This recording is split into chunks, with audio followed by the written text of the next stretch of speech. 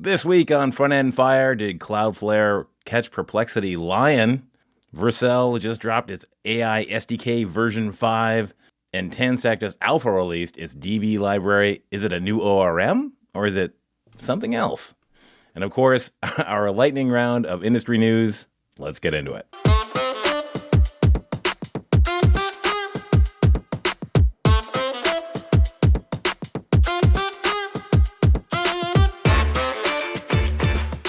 I'm Jack Harrington. I'll be your host for this week's Front End Fire, the podcast that brings you up to date on all things front end. And with me are my esteemed colleagues, Paige Niederinghouse. Hey, everybody. And TJ Van Tol. Hey, everyone. We got lots of news to talk about. Let's get right into it. Yeah.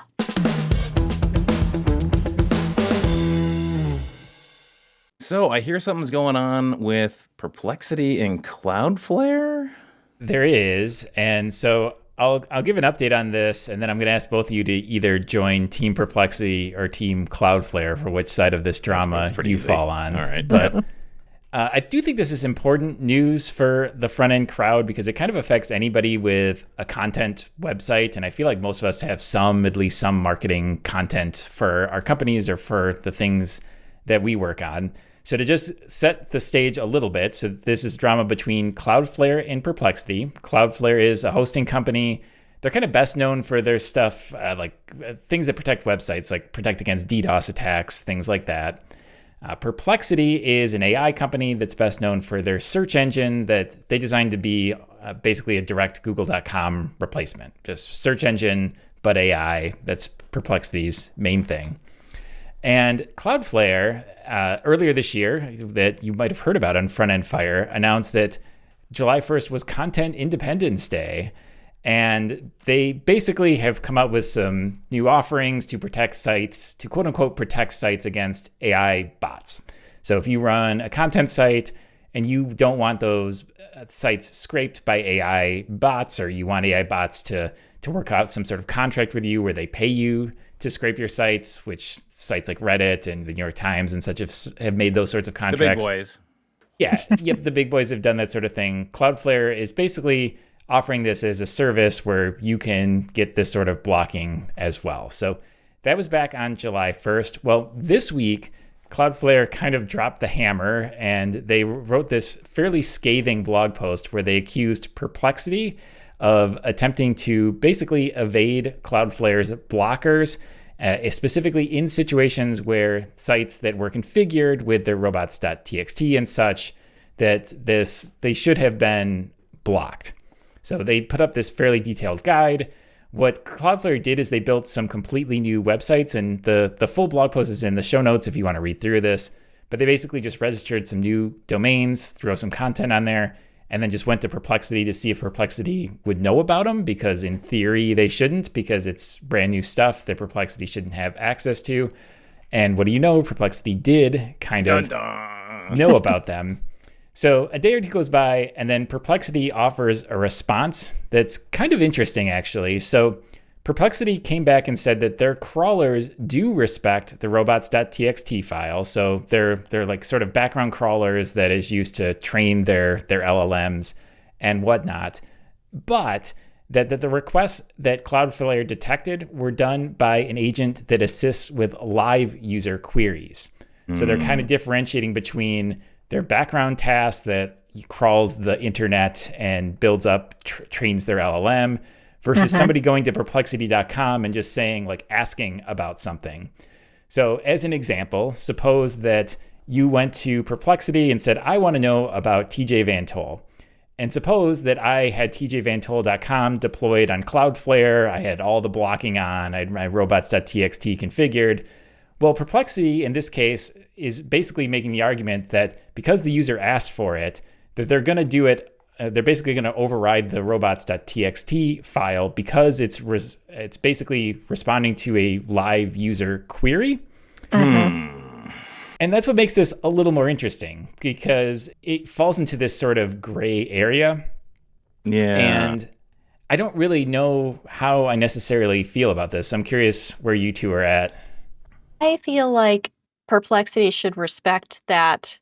Don't crawl me. Don't parse my data even when a user specifically asks for it. Kind of like SEO, when sites will show that they just can't display anything about a particular site in a Google search result because it has robots.txt files that deny Google from crawling it. It seems like it should be the same kind of thing where this site has said, do not use my data, do not train on my data. Therefore, I can't reliably give you the best answer because of it. Yeah. Oh boy, this is a tough one. I mean, when they didn't, then they hadn't responded, it was so clear. It was like, oh, they're just like, whatever, just getting around it, crawling again. Yeah. And now it's almost like I want to say, because we've all used Dia, and they got the sidebar and Dia's using the stuff on the page, but you're oft in there, you have a context. Like, I think that's okay, right? But I do think this is kind of fundamentally different. And I'm not sure I trust Perplexity not to basically crawl on behalf of me, but then also cache that off so that if somebody else then goes and asks for stuff, that it would, not give them the cache stuff. So, geez, that's a tough one, though. I want to side on the side of the content creator, not the AI that's making money off their backs with no compensation. Yeah, me too. I'm going to go with Team Cloudflare. So Perplexities, they basically, to get at why this is complicated, they make the argument too that, well, when some of the sites like web browsers and email clients and such, if you hover over a link, they'll show you like a little preview of the site. Well, you could argue that is a bot accessing the site because it is, regardless of how the robots file is configured, they're going to do little things like that. Things like Siri, for example, will just look at if you ask about it and it needs to retrieve something, it can do that as well.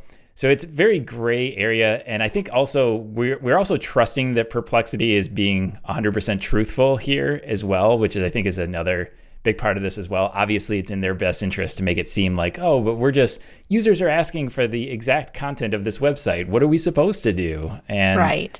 It's quite possible, like Jack said, that maybe they are getting these requests in response to a direct user query, but who's to say they aren't caching it and using that as training for their LLM at that point, which amounts to the same thing.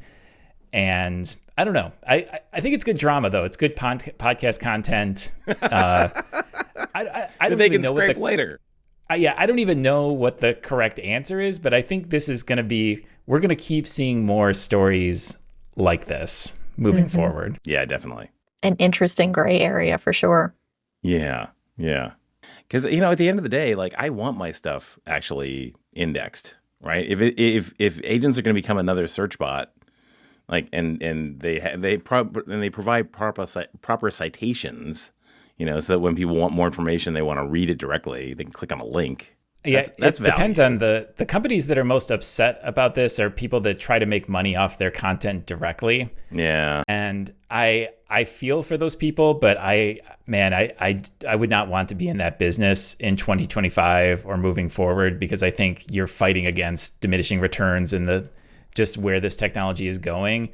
I'm sort of with Jack, like the way we're thinking at Blues is less about how to prevent these bots, but more about how to optimize our sites for these bots, because there's a new world of AI SEO, because how you build things for Google is now totally different versus how to make sure when people ask in ChatGPT or Perplexity or whatever that they get more interesting results. And for anybody listening to this that has a content site, I would err on the side of optimizing your content for these bots as opposed to just blocking them. But each situation is different. So it's hard to give very universal advice.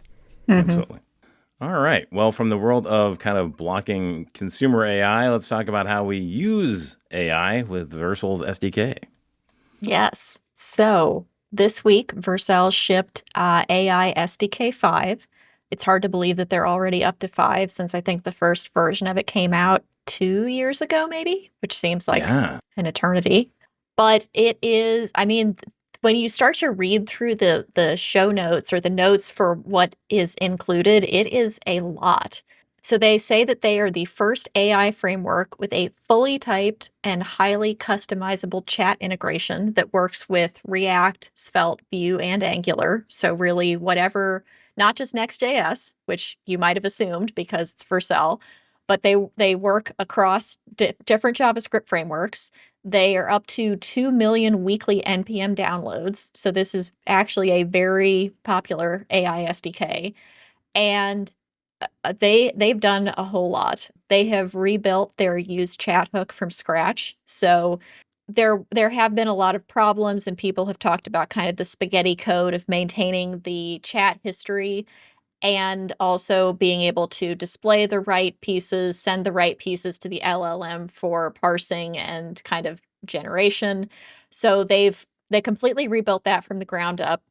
So they've separated the concerns basically between the UI and the model messages now, which people have already tried out and given great kudos to for their own applications. There are new tool improvements now. So if you're using MCP servers and you're having your models call tools, you have type safety, you have automatic input streaming for partial updates. If there are dynamic tools, they can support that now. So even if you might not know what the response will look like, they say that they can help support that and the JSON outputs. There is new agentic loop control. So they've got new primitives that will make your agents potentially stop and wait for a user to respond. Yeah, that's a big one that I know people have encountered problems with in the past. Also, if you want to switch models mid-loop, there's now the ability to do that. So if you want to go from OpenAI's GPT model to a Claude model or Gemini or something, there is the ability to do that. You can force tool usage if there is a particular thing that you always want it to use a tool for, maybe like Context 7 calling the most updated docs for coding. That might be something that you use it for, or, whatever. But that's some of the main highlights. They also have Zod 4 support.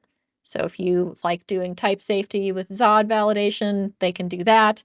They have a global LLM provider that they've added. So you can just add a model string ID and then it will know about that LLM. You don't have to do some, fancy setups and JSON configs. Really? Yeah, it's like the list just goes on, and that's kind of the highlights that I got from it. There's even more stuff underneath the hood. There's speech to text translation and transcription experimentation now. So you can talk to your AI instead of having to type everything.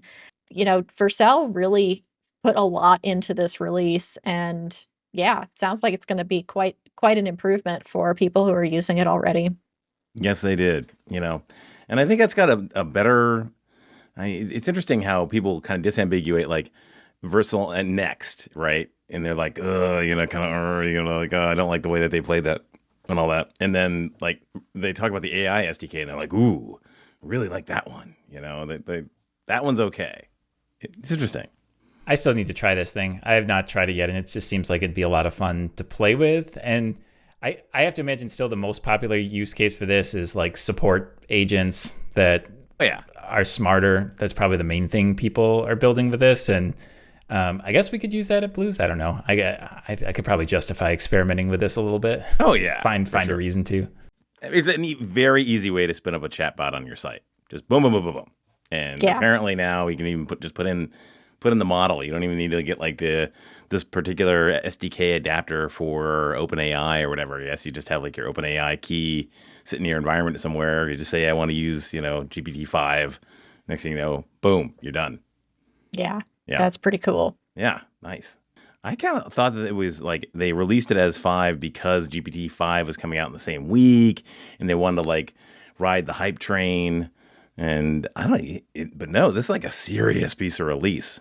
Yeah, it almost seemed like they had coincided it with that, but then once you get into the notes, it just seems more like a happy accident that they both came out at the same time. And both were numbered 5. Yeah. Right. Which is a great number. It's like, it's always one of those good releases, like 5, Is there a hosting angle to this, or is Vercel just doing this just for the the goodwill and the marketing and all that comes from it, or is there something that some component of this they'd love for you to host on Vercel as part of building this? Not that I'm aware I can't of. see one right now, so I think they're doing it more for, they've already cornered the market with React and Next.js, and they've gotten on the Svelte train as well. So I guess it's just more web domination. They're going to be the AI dominators too. Yeah, well, it also I imagine underpins a V0 though, right? So they use it probably for V0, okay. right? So that makes a lot of sense. Yeah. Yeah, and I imagine for future, if they wanted to have some cloud component of this that you're customizing and deploying around with your sites, they'd be well positioned to do it as well. All right. Well, speaking about things that I was wrong about, when I thought about TanStack DB, this new library from TanStack, which is called DB, I thought that TanStack was coming out with a new ORM layer. It's like Object Relational Management System, like Drizzle or Prisma. This is going to be the TanStack version of that. Turns out, not so much. Actually, I looked into this just this week, and it's really interesting. It's a new model of state manager for the client. So the idea is that you have collections, and then you've got live queries that sit on top of those collections, and you can drive the content that's in those collections, which is basically just like, think of it like a database table, via a TanStack query, or you can do it manually, or you can connect it to like Electric SQL, which is this like kind of Firebase style thing that sits on top of Postgres. So you get that like live updating thing. You insert a record, and then it just automatically shows up in your collection.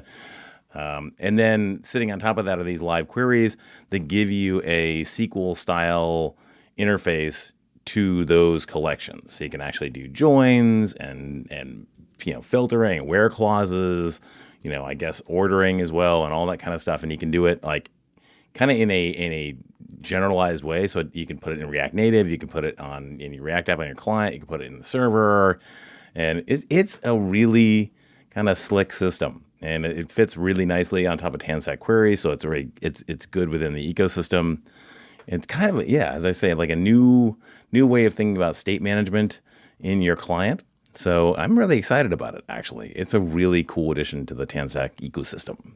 And it looks like from the site it's in beta now, so I think that's further along. I think it was in alpha the last time. I thought it was just in alpha, but okay, beta it is. At least on the website it says beta now. There you go. Okay. Nice. Getting closer to being a real thing too.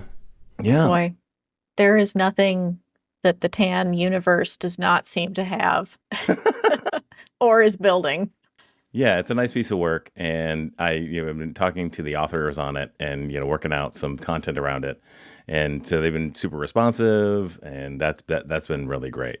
It's interesting because to me the Firebase, the live updating thing is always the holy grail of what I want from user interactions. How fast, getting those like lightning fast updates on your site, but it also has always required you to buy into the Firebase ecosystem heavily, right? Like yes. You hard You're commit tied to Firebase, which I mean it's a good service, but sometimes it can be kind of heavy, and it buys you directly into Google's universe. So if this can help me approximate that using something like just a regular Postgres database, I'm definitely interested.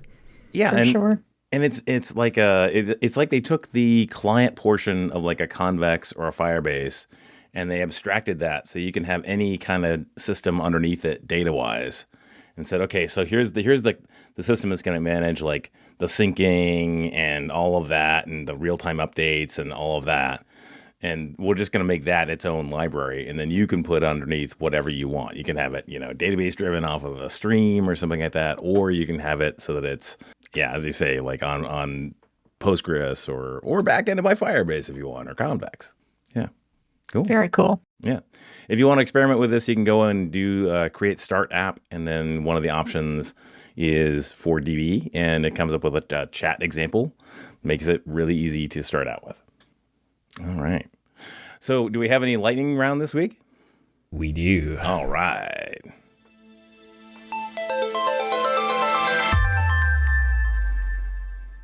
Okay. So what do we got?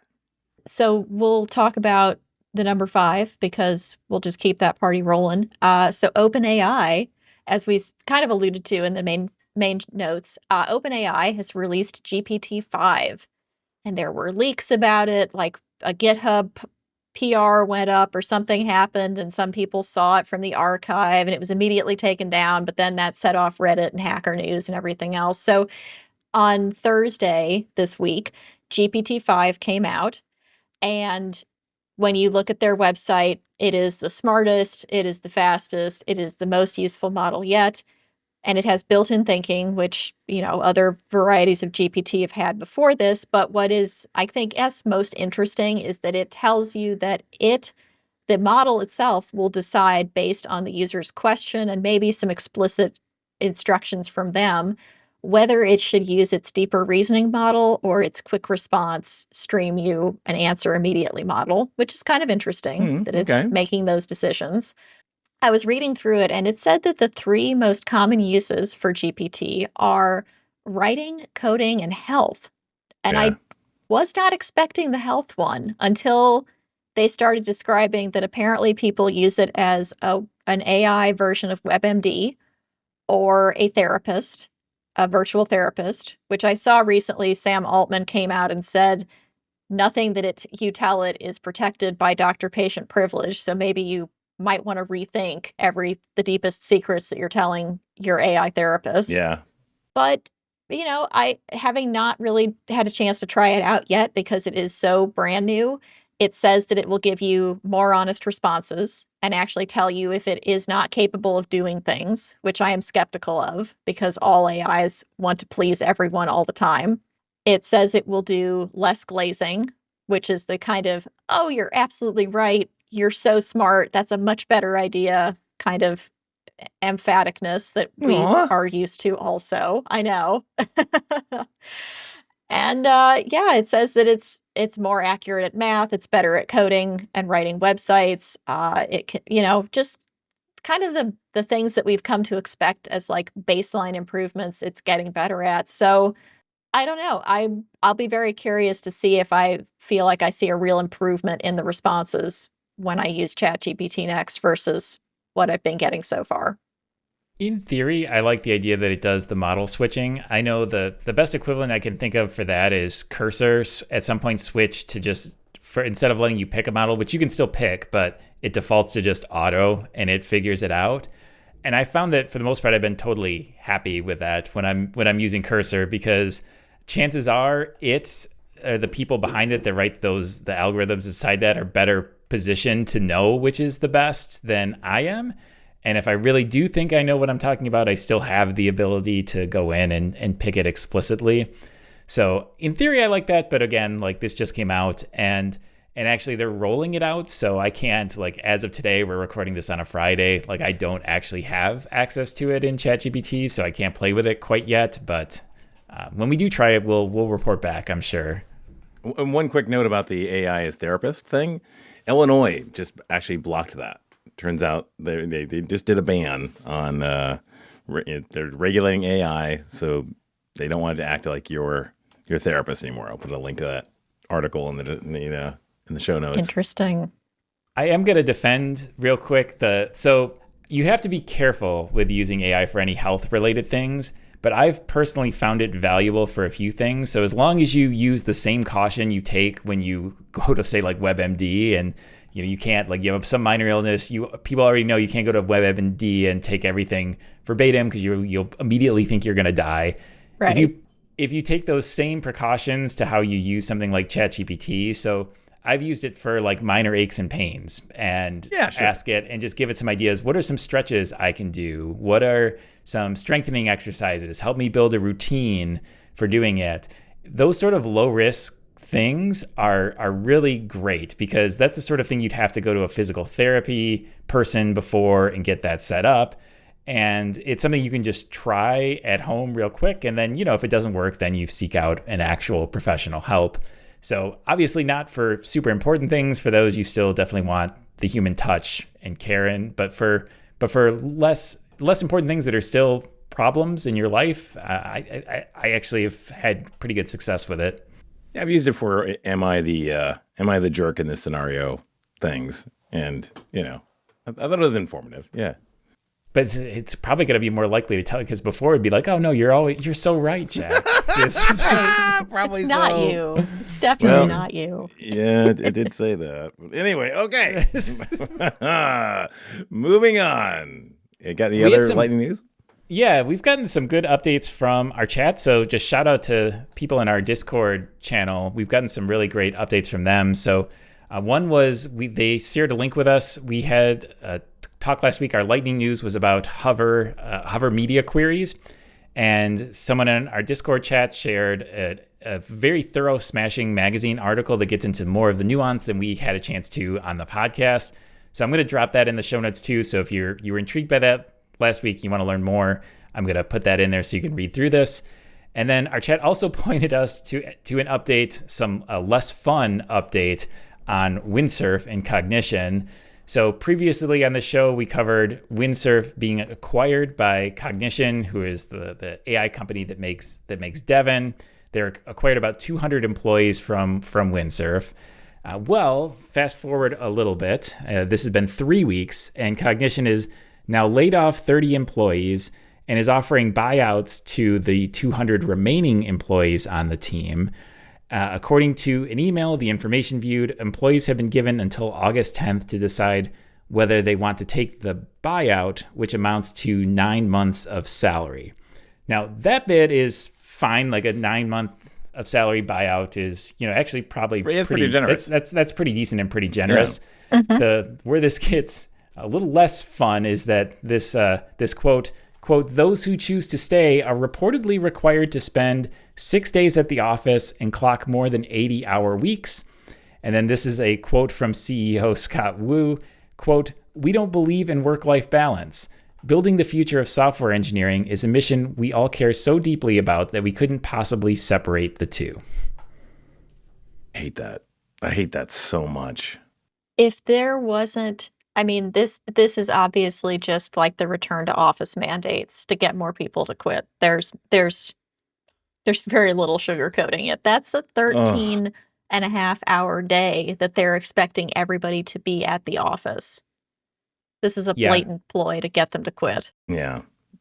What? Yeah, I guess the good news is at least they're giving people 9 months of salary. That's decently generous, but you're right, Paige. This is basically just a thinly veiled. We were really just interested in Windsurf's IP. We really didn't want the people. So this is borderline a threat. It really is a threat that like quit or else we're going to make your life miserable. Yeah. It almost makes you wonder, was it worth it? What would it have taken for them to be able to just buy the IP of Windsurf and not the employees? Because this feels even more rotten that these people suddenly had a job again. They were going to be continuing to work on this piece of technology that they were working on, and now the rug's been pulled out from under them.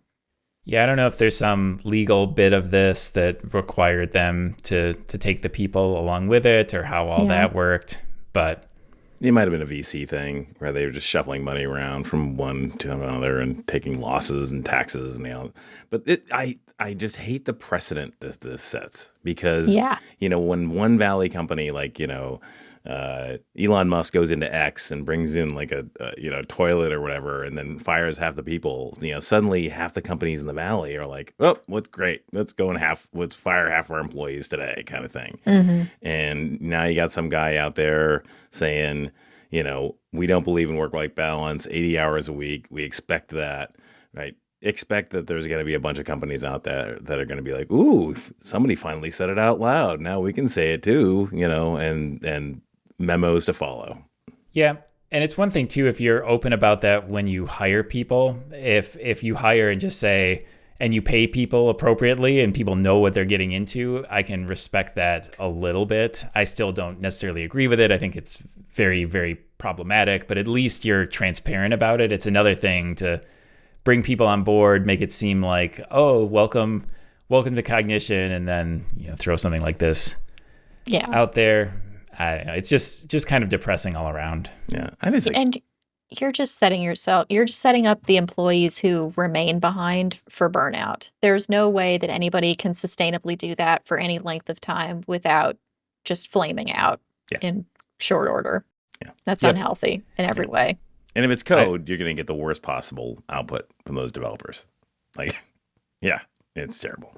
Yeah, I've never worked 80-hour weeks. When I've started to veer into the 50 or 60-hour weeks when I was younger and had more ability to do that sort of thing, it never helped my productivity. It never really did. Just because it's you can only take so much, and there are people out there. I've met some of these people. There are certain individuals that can, if they are really dedicated to a cause, can put in a bunch of time and effort, especially if they're younger. But just like Jack said, just the idea of setting this as a precedent is just bad news all around. Yeah. More lightning news? I think that's it, unfortunately. I'd like to have some fun thing to end on. That's kind of depressing. We should have saved something fun for the end. Yeah, that's true. Well, I don't know. Well, what is it? Dia's going to $20 a month, but that's not even all that fun. So I don't know. Oh well. Okay, so let's talk about fun stuff. Let's talk about what's making us happy. Let's do it. Yeah.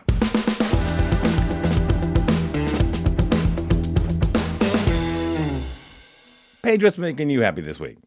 A podcast that recently dropped season 2 is making me happy, and it's called The Retrievals. And it's a New York Times podcast. I think it's spun out of the Serial podcast, which everybody loved and listened to several years ago. And it's not like Serial in that it is a week by week drama of, the murder of, an unsolved murder, true crime, which has just spawned an entire industry out of it. But it is a recurring weekly limited series where it follows doctors, actually. So if you're a fan of kind of like the dramas like The Pit or ER or Grey's Anatomy or stuff like that, it's a little bit more like that, where it's setting the stage and following around these doctors who are going through kind of these operations and figuring out or realizing that the second season in particular is about how many patients experience pain when they should be under anesthesia, either general or in localized anesthesia, especially for delivering babies, like cesarean sections and things like that. So it's surprisingly a lot more women in pain than you might think. And it's kind of uncovering this, realizing how widespread it is across the US and probably the world, and trying to find ways to fix it, to change the policies in the hospitals, to make doctors and anesthetists aware of it, and to take more empathetic approach to understanding that when these patients are saying they're in pain, they really are, and you really need to fix this and make it not painful, because that's unacceptable. So it's only, 4 episodes or something, but it's really good. I started listening to it and didn't want to stop after I'd gotten through the first episode. So if you kind of like these serialized types of things where it's an ongoing story and characters keep coming back and things are happening, you might like this. It's a quick listen. It was really engrossing. It's really well written and well edited. So yeah, it was a fun one to listen to. Cool. I'll give it a go. I got to tell you, like when it comes to medicine, the number of times that I've heard that there have been studies that were exclusively male, and it was in hindsight. And it's like, and sometimes on things that were like, specifically related to females, they would just go and take like smaller males and use them as the models or something like that. And you're like, what could go wrong? That's not what the are same. you doing? Serious? He's not it's crazy. So yeah, it's good to hear. Yeah, it's funny to look back, but you hope that things have changed, although sometimes they haven't changed as much as you want. But it is funny to look back at some of these things, the studies that happened in the 60s or 70s or whatever, and that there was nobody in the room, largely because there was no women in the room, that could say anything about how ridiculous some of these decisions and studies were put together. Yeah. Yeah. It's just shocking. I mean, you'd think that there would be somebody, either some like new researcher or somebody who's less ingrained in the process who would say, what are we doing? We actually need to study Yeah. the patients that these things are happening to, not just a bunch of random college students who volunteered because they need credit to graduate. Yeah. And that bit is still a problem today, very much. I know. And when it Turns comes out to college students that need to graduate are the most willing volunteers for any sort of study, and that's become problematic in many different areas. yeah, historically problematic. And I gotta say, like, if you want to do a pain study, please involve red-haired people. Apparently, red-haired people have a lower pain threshold, so or are less sensitive to anesthesia. So you need to use more on them. Speaking as a red-haired person, I can tell you, Same with people of color. I mean, it's just, you can't just say white people are the basis and then use that for everything. That does not. White men. It's not accurate. Yeah, white men. Exactly. Yeah. All right. Well, TJ, you got some make you happy? Yeah, I've got another podcast recommendation. All right. Apparently, it's the podcast week on the show. So, podcast called "People I Mostly Admire." It's done by the Freakonomics podcast group. So if you're familiar with the Freakonomics books, and they've got a podcast that's also excellent. But this is done by one of the co-authors of Freakonomics, Stephen Dubner, who's an economist, and he basically just talks to interesting people. And the last couple episodes have been particularly good. He talked to a data scientist who was responsible for really uncovering fraud in a bunch of academic papers. So if you think about a lot of these random studies you hear about lots of times in local news, and one they specifically cited on this was, are people more likely to be truthful if they have to sign something before or after some process? And that had gained a bunch of headlines at some point, but it turns out the data behind that study was skeptical at best and completely fraudulent at worst. But he talked about some of the processes that go into this, like how do you detect this sort of thing statistically? And then the more interesting bit is, if you do it, how do you actually approach that? Because nobody likes to be accused of fraud, and sometimes people have very good reasons of trying. They'll defend this. They'll defend themselves legally in lots of cases. So this guy has been sued by different individuals for pointing out some of the fraudulent data, and the whole thing's a fascinating conversation. So it's a podcast I like. I don't always listen to every episode, but if there's something that pops up that piques my interest, I usually check it out. So if you're a podcast person, which chances are if you're listening to this, you're at least are a little bit, you might want to check that one out as well. All right. That's great. All right. Well, what's making me happy is a 3D scanner. So as part of my recent purchase of a 3D printer, that came with a package with a 3D scanner. And as it turns out, my wife has this Buddha dog statue, and she wanted it to be bigger, and so we can put it out in the yard. I mean, it's only like, maybe 2.5 inches tall, that kind of thing. It's very cute. And so I used the scanner to actually scan the dog Buddha statue and then essentially just blow it up in the printer. And it's printing right now, and it's actually pretty cool. That we live in a world where you can just scan a 3D object and just at home in my kitchen, and then blow it up and have something bigger. So I think it's kind of cool. That's that's awesome. Extremely like Star Trek-y, right? Yes. Yeah, it was. Yeah. How does this thing work? So are you what?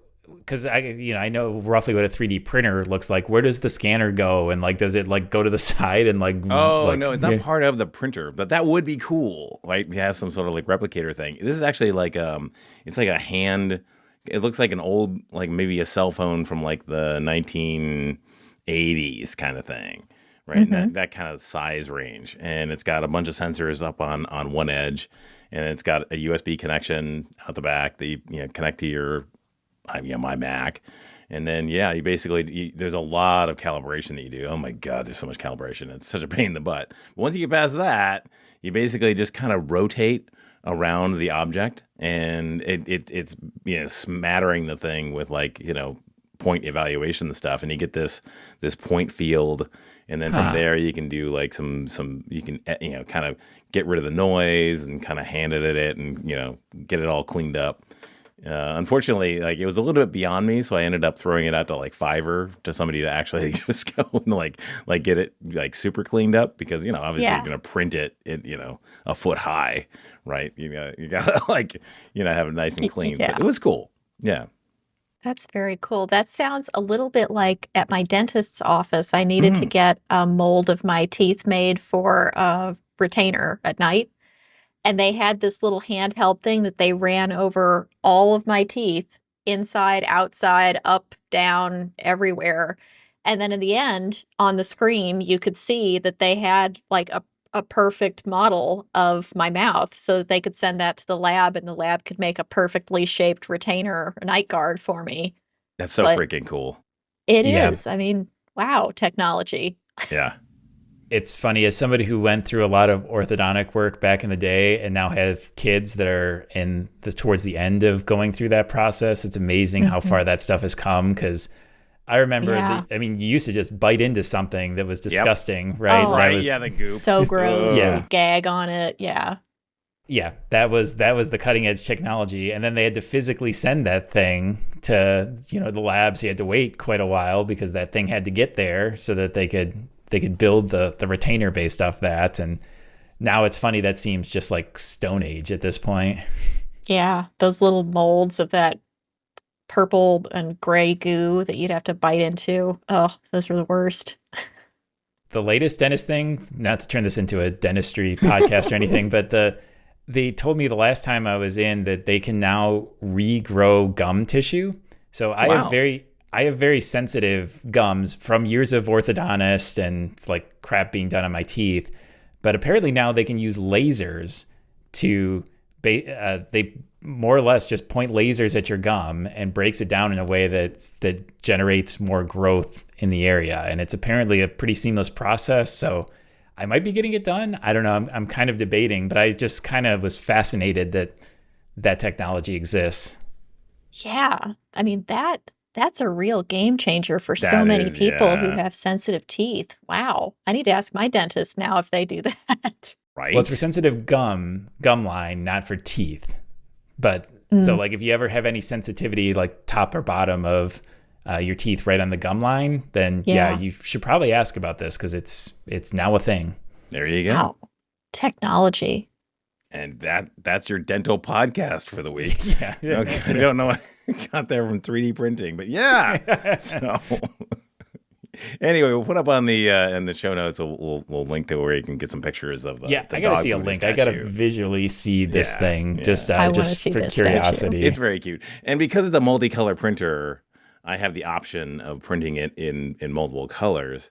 And it's kind of funny. My wife saw me painting so that the robe of the dog is a different color from the body of the dog, because I thought it would be cute to have it so that it would be, like the robe would be in like a gray, and then the body would be in like a dog, brown kind of thing.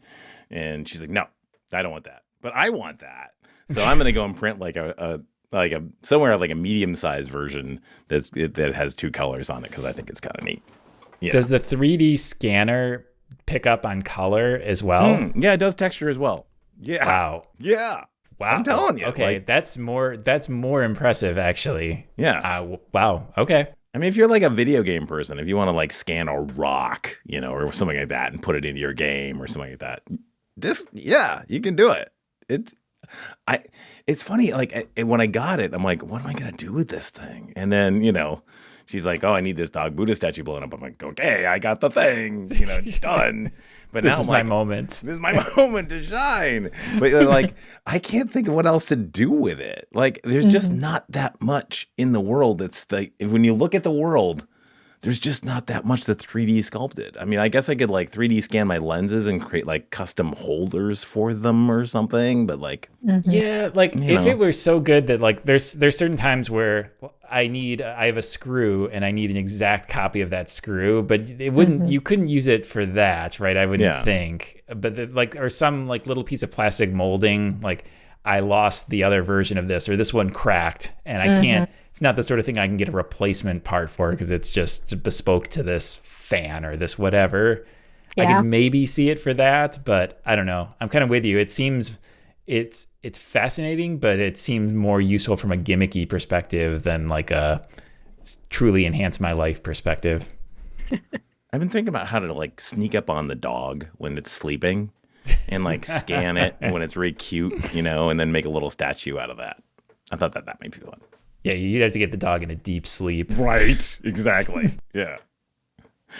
All right. Well, this has been a fun episode. Yeah. And if you want to keep up with us, we are on our Discord server over on the Blue Collar Coder server. You can get us on our Front End Fire channel.